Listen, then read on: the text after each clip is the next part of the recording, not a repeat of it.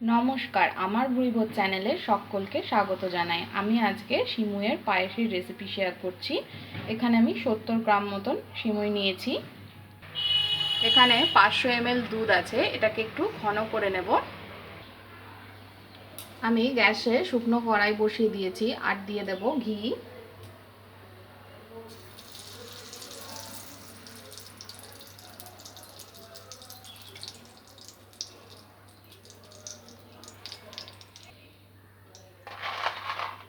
দিয়ে দিচ্ছি কিছু কাজু,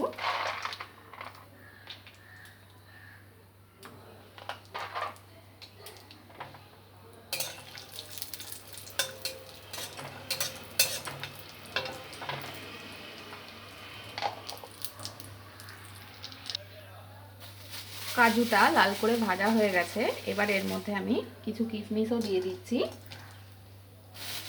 কিশমিশটাকে খুব ভাজবো না, একটু জাস্ট নেড়ে চেড়ে নেব। গ্যাসটা অফ করে দিচ্ছি, দিয়ে তুলে নেব।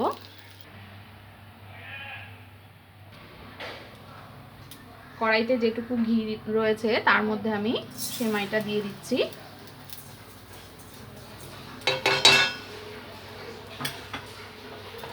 সেমাইটাকে ভালো করে ভেজে নেব লাল করে।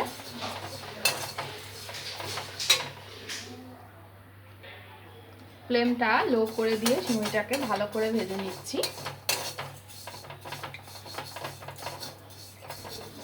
ঘন ঘন নেড়ে যেতে হবে, নাহলে কিন্তু পুড়ে যাবে, একটা দিক লাল হয়ে যাবে।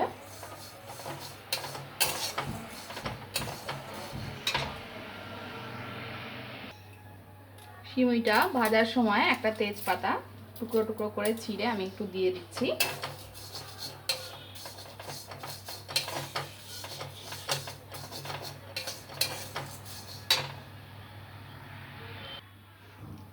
দুধটা দেখুন জাল দিতে দিতে অনেকটা ঘন হয়ে গেছে। এবার আমি ভাজা সিমুইগুলো দিয়ে দেব।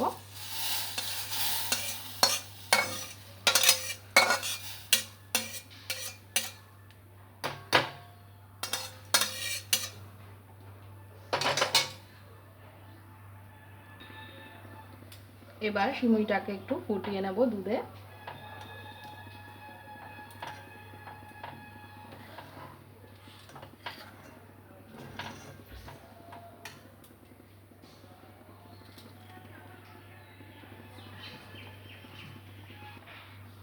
যে পরিমাণ সিমুই নিয়েছিলাম প্রায় সেই পরিমাণ চিনিটা দিয়ে দিচ্ছি।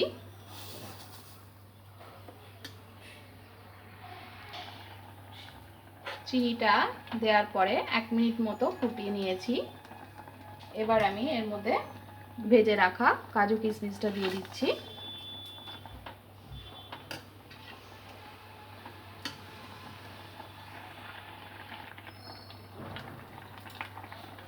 কাজু কিশমিশটা দেওয়ার পরে আমি দিয়ে দেব 2টো এলাচের দানা থেতো করা।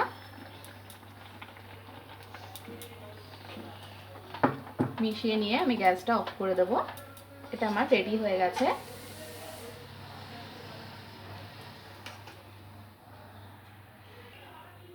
সেমাইয়ের পায়েসটা আমার রেডি হয়ে গেছে। এটা লুচি, রুটি, পরোটার সঙ্গে খেতে পারেন বা এমনিও খেতে পারেন।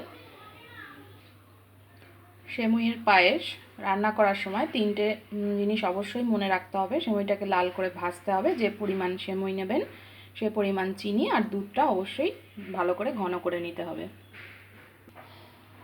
তাহলেই তৈরি হয়ে যাবে পারফেক্ট সিমুই।